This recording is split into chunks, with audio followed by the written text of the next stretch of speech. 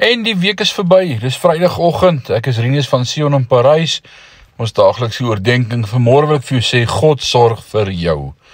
1 Petrus 5 vers 7 sê, werp al julle bekommernisse op hom, want hy sorg vir julle.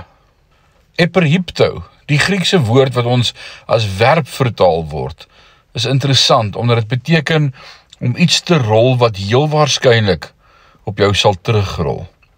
Het jy al gevind dat jy, nadat jy jou sorg op die Here gewerp het, vir 'n dag of 2 okay voel, maar dan rol die las weer terug op jou?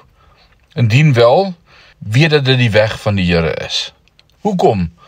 Omdat hy wil hê dat ons in noue kontak met hom moet bly. En as ons ons sorg op hom werp, om nooit weer die druk, die angs, die spanning of die bekommernis te voel nie, sou ons nie mense wees wat bid nie.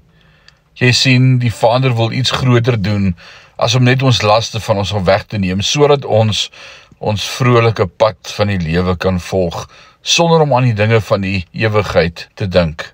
Hy wil 'n verhouding met ons ontwikkel.